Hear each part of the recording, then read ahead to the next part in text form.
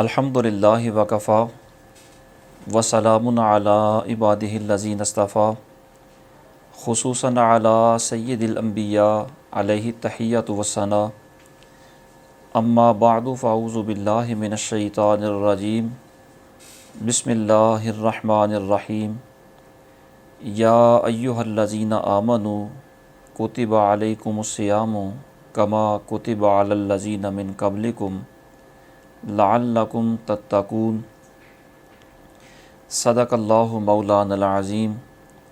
بعد از حمد و ثنا سورہ بقرہ کی 183 نمبر آیت مبارکہ آپ نے سماعت فرمائی۔ ارشاد باری تعالیٰ ہے، اے ایمان والو، تم پر روزے فرض کیے گئے جیسے اگلوں پر فرض ہوئے تھے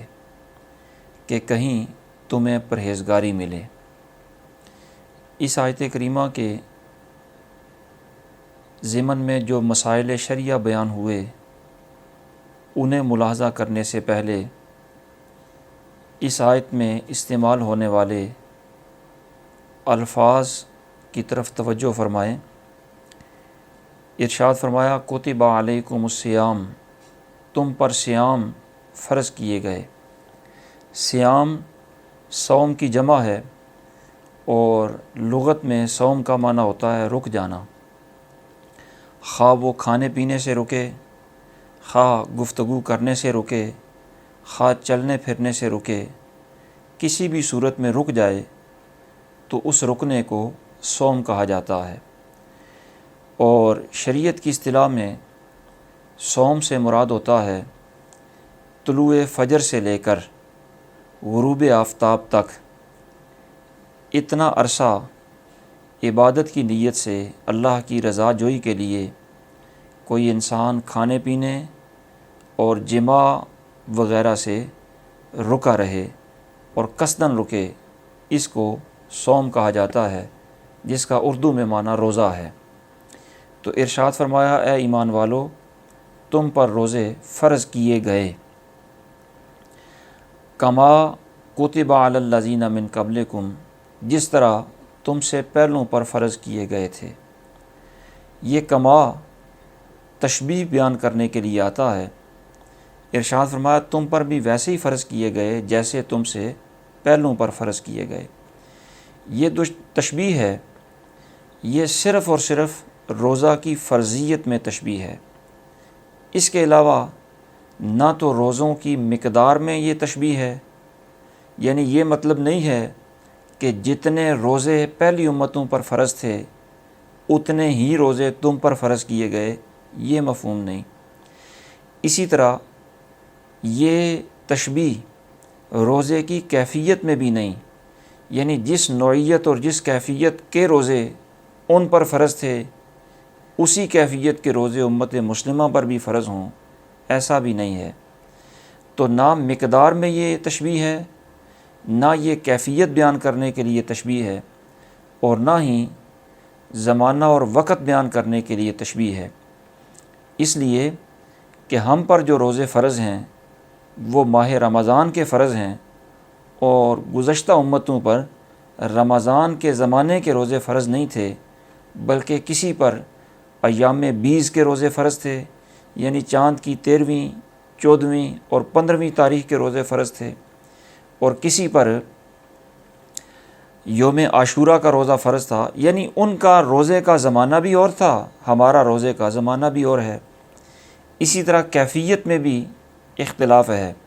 ہمارا روزہ تو اس کیفیت کے ساتھ ہوتا ہے کہ کھانے پینے اور جماع سے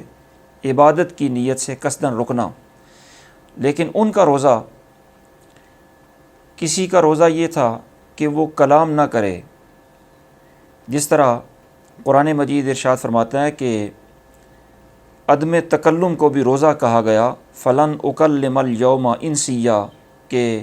میرا روزہ یہ ہے کہ میں آج کسی سے کلام نہیں کروں گی۔ اسی طرح کسی کے روزے کی کیفیت یہ تھی کہ عشاء کے کھانا کھانے کے بعد صبح تک کھانا پینا ممنوع ہو جاتا، ان کی کیفیت یہ تھی۔ لیکن ہماری کیفیت تو یہ ہے کہ فجر سے لے کر مغرب تک کھانے پینے سے رکنا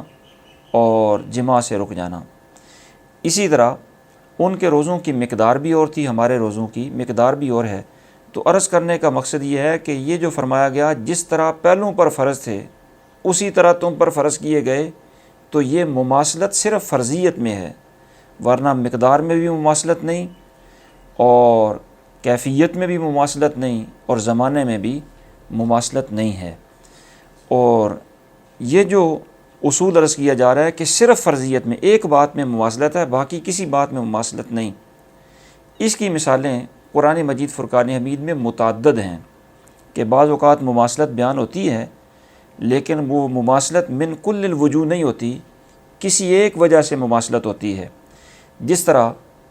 سورہ بقرہ کی آیت نمبر 200 میں رب العالمین ارشاد فرماتا ہے کہ فَإِذَا قَضَيْتُم مَنَاسِكَكُمْ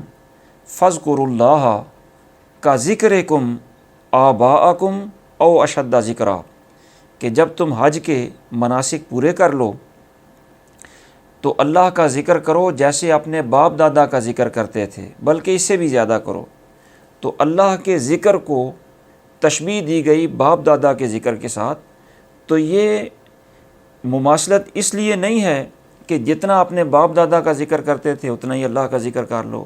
یا جن لفظوں سے باپ دادا کا ذکر کرتے ہو انہی لفظوں سے۔ صرف بات یہ ہے، مماثلت اتنی سی بات میں ہے کہ باپ دادا کا ذکر تو تم کرتے تھے تو اللہ کا ذکر کرو، بلکہ باپ دادا کے ذکر سے زیادہ اللہ کا ذکر کرو۔ یعنی صرف نفس ذکر میں تشبیہ ہے، ورنہ نہ اس کی کیفیت میں نہ اس کی مقدار میں۔ اسی طرح ارشاد باری تعالیٰ ہے ان مثل عیسیٰ عند اللہ کا مثل آدم، حضرت عیسیٰ علیہ السلام کی مثال اللہ کے ہاں آدم علیہ السلام کی طرح ہے۔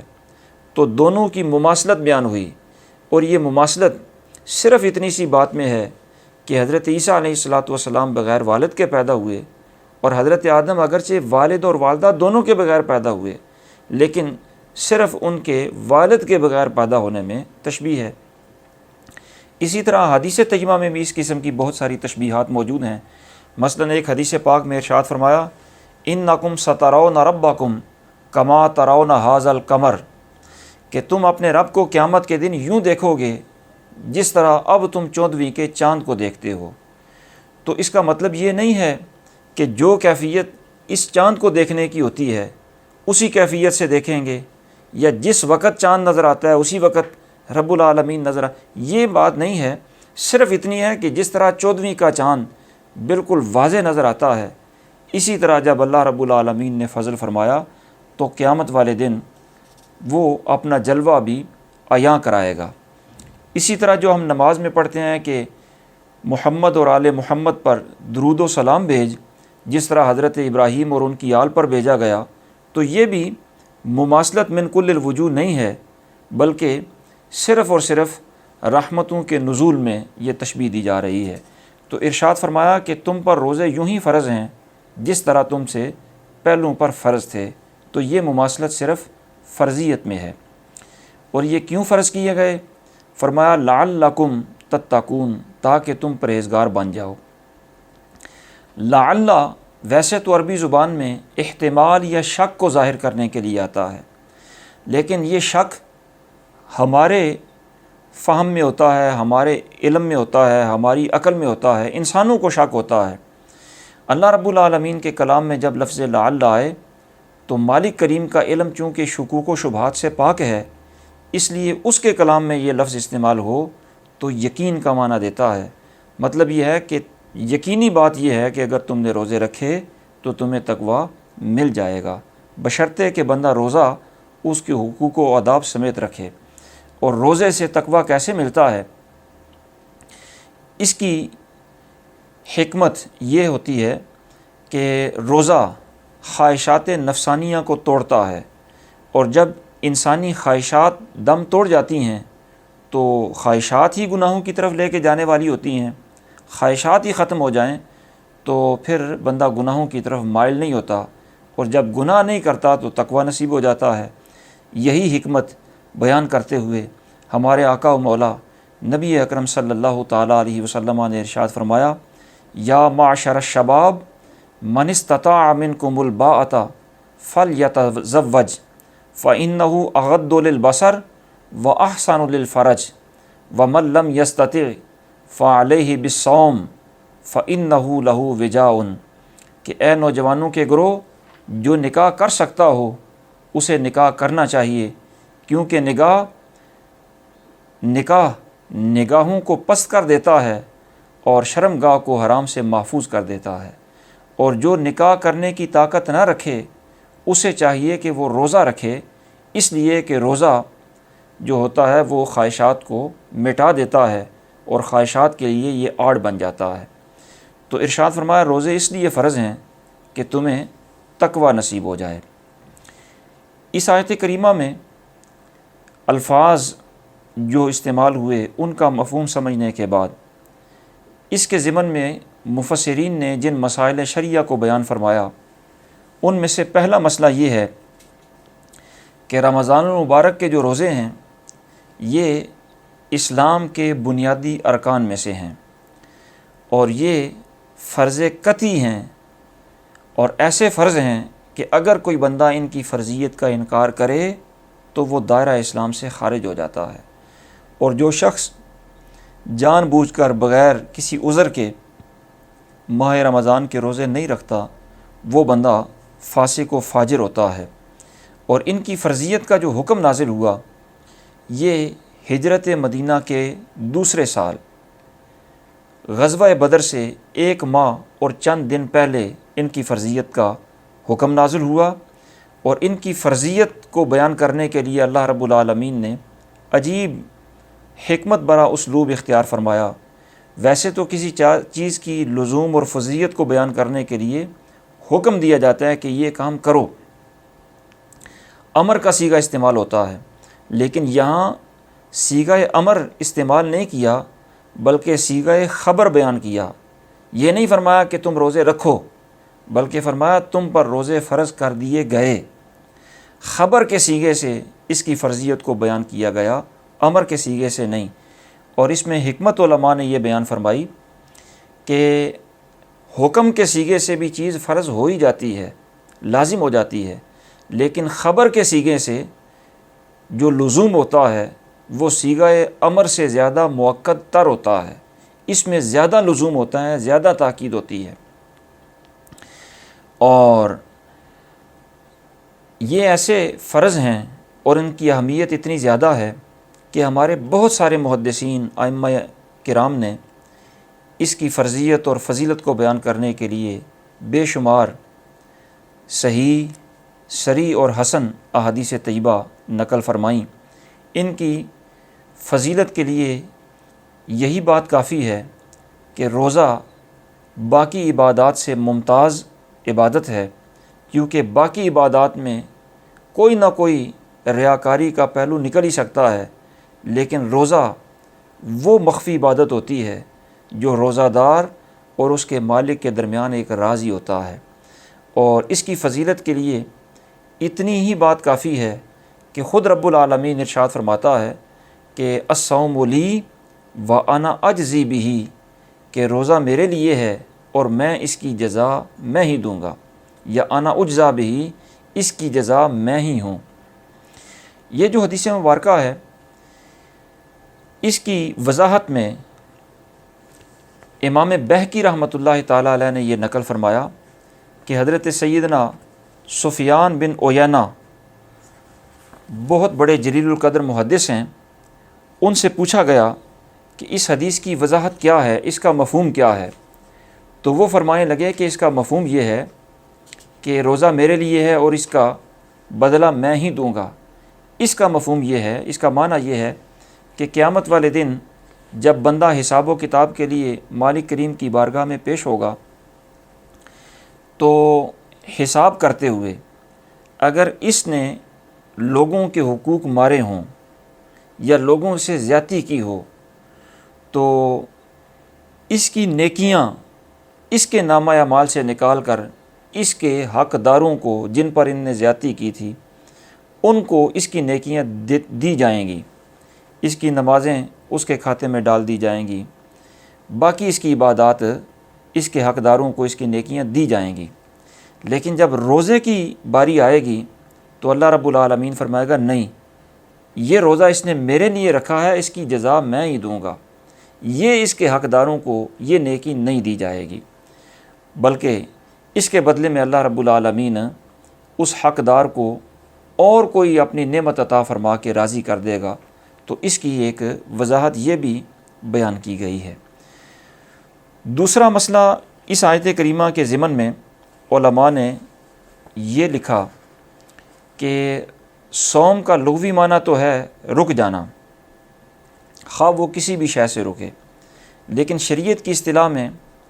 فجر سے لے کر غروب آفتاب تک عبادت کی نیت سے کھانے پینے اور جماع سے رکے رہنا یہ روزہ کہلاتا ہے، اور اس کے لیے یہ بھی ضرورت ہوتی ہے، شرط ہوتی ہے کہ اگر خاتون روزہ رکھے تو وہ حیض و نفاس سے پاک ہو۔ تو روزہ تو ان چیزوں سے رکنے کا نام ہے۔ اس کے علاوہ جو شریعت نے چیزیں منع کیں، مثلا فحش گوئی، جھوٹ، غیبت، بہتان، جن چیزوں سے شریعت نے منع کیا ہے، ان سارے ممنوعات سے بھی رکے رہنا یہ روزے کی زینت ہوتی ہے، اور یہ روزے کا حسن اور کمال ہوتا ہے۔ نبی اکرم نور مجسم شفیع معظم صلی اللہ تعالیٰ علیہ وسلم نے ارشاد فرمایا، من لم یدع قول الزور والعمل به فلیس للہ حاجۃ فی ان یدع طعامہ وشرابہ، کہ جو بری بات کہنا اور اس پر عمل کرنا نہ چھوڑے تو اس کے بھوکا پیاسا رہنے کی اللہ رب العالمین کو ضرورت نہیں ہے۔ یعنی روزے کا کمال تو یہ تھا کہ یہ جس طرح کھانے پینے سے رکا ہوا ہے، اسی طرح اللہ رب العالمین کے دیگر منع کیے ہوئے چیزوں سے بھی بندہ رکا رہے۔ اور اسی کی ضمن میں علماء نے یہ بھی تفصیل بیان فرمائی ہے کہ روزے کی جو موجودہ فرضیت کی صورت ہے، یہ تدریجاً موجودہ صورت میں روزے ہم پر فرض کیے گئے، اور یہ درجہ بدرجہ موجودہ صورت بنی،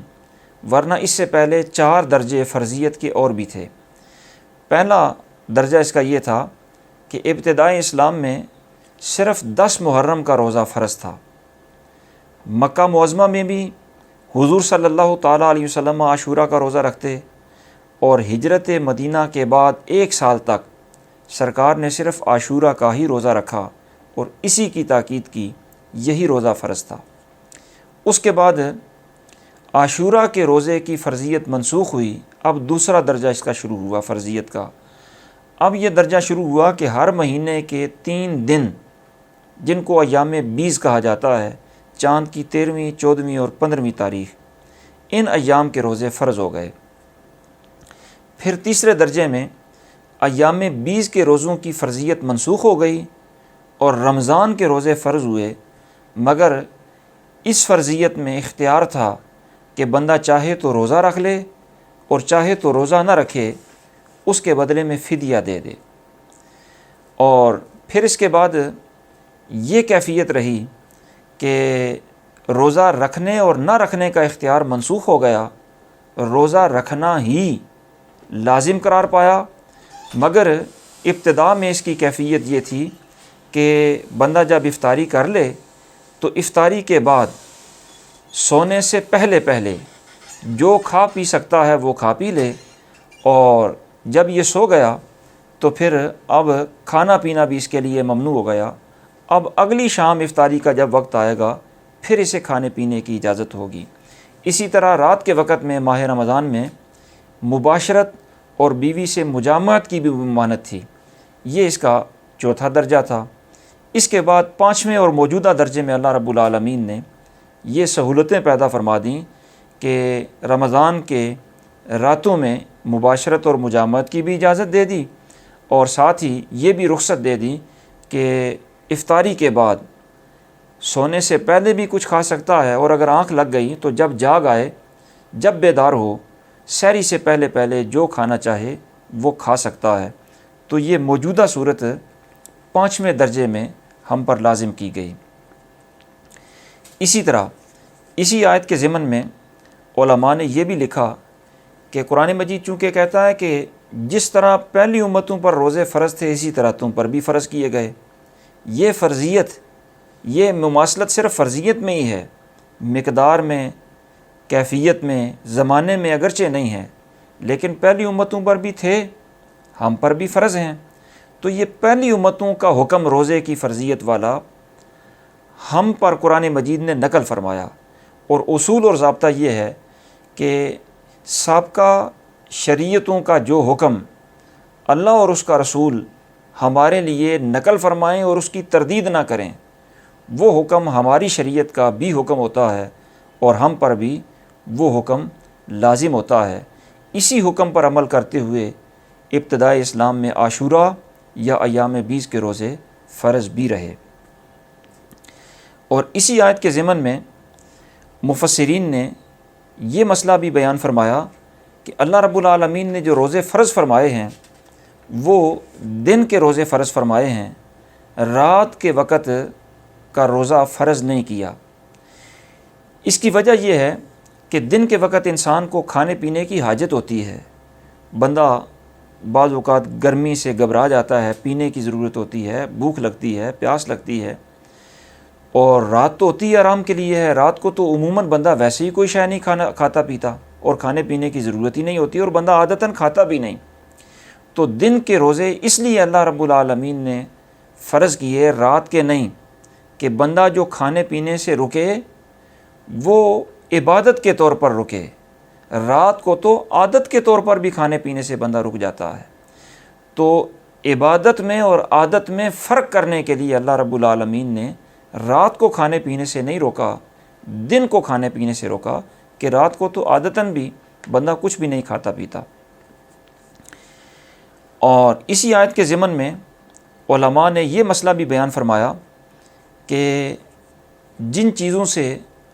عادتاً بچنا ممکن نہیں ہوتا وہ بندہ لا محالہ ان میں مبتلا ہو ہی جاتا ہے. ایسی چیزیں ہیں مثلاً گرد و غبار سے بچنا عادتاً ممکن نہیں ہوتا، دھوئیں سے بچنا عادتاً ممکن نہیں ہوتا، اسی طرح مکھی مچھر سے بچنا عادتاً ممکن نہیں ہوتا. تو یہ چیزیں اگر بغیر کسی ارادے کے اور بغیر بندے کی نیت کے، بغیر قصد کے بندے کے ناک کے ذریعے یا منہ کے ذریعے حلق میں چلی جائیں تو ان سے روزہ نہیں ٹوٹتا. البتہ اگر قصداً دھوئیں کو بندے نے اپنی طرف کھینچا اور دھواں اس کے حلق میں چلا گیا تو اس سے روزہ ٹوٹ جائے گا. اور اسی طرح قصداً اگر گرد و غبار کو، مٹی کو اپنی طرف کھینچا اور وہ اس کے حلق میں مٹی چلی گئی تو اس سے بھی روزہ ٹوٹ جاتا ہے. اور اگر بغیر قصد کے اور بغیر ارادے کے یہ چیزیں چلی گئیں اور ان سے بچنا ممکن نہیں تھا تو پھر روزہ نہیں ٹوٹے گا. اسی طرح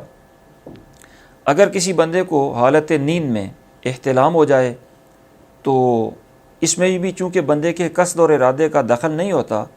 اس لیے اس سے بھی روزہ نہیں ٹوٹتا. اور جو منہیات شرعیہ ہیں مثلا غیبت وغیرہ ہے،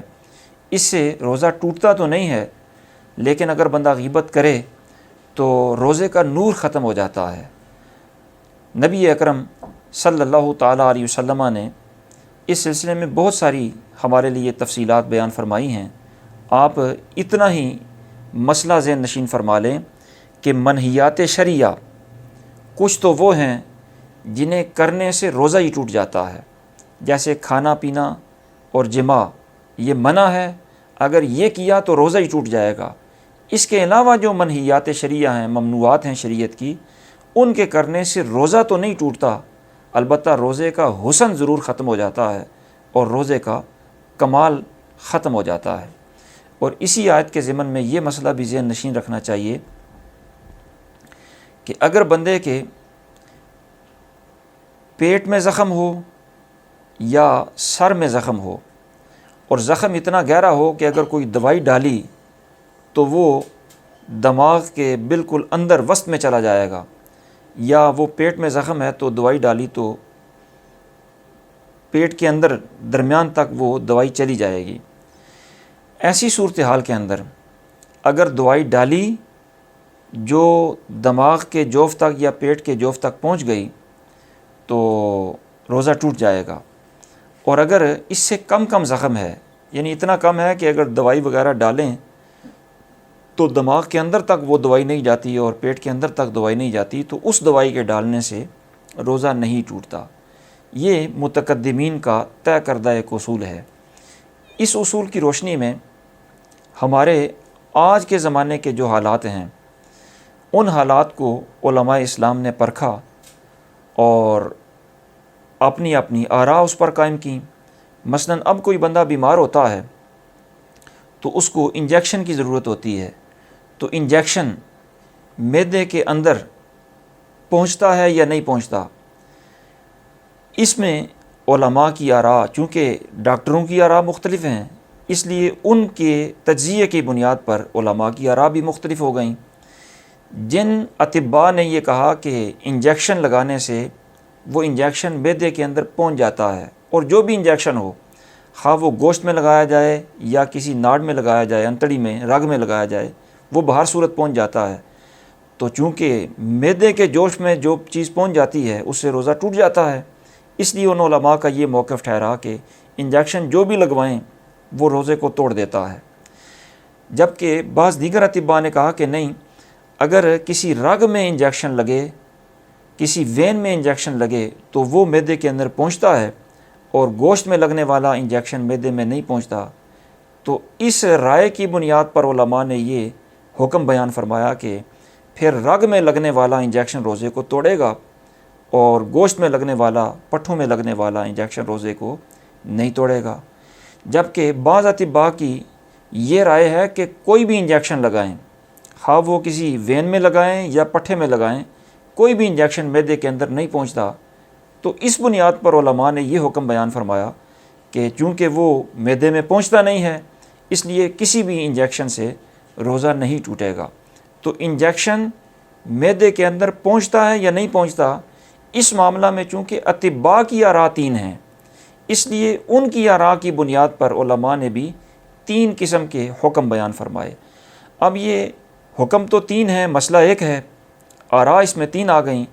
تو عام مسلمانوں کے لیے اس میں حکم شرعی احتیاط کی بنیاد پر یہ ہوگا کہ اگر کسی کو بہت ہی شدید مجبوری ہو کہ حالت روزہ میں انجیکشن لگوائے بغیر چارہ نہ ہو، تو شدید مجبوری کی بنا پر اس نے اگر لگوا لیا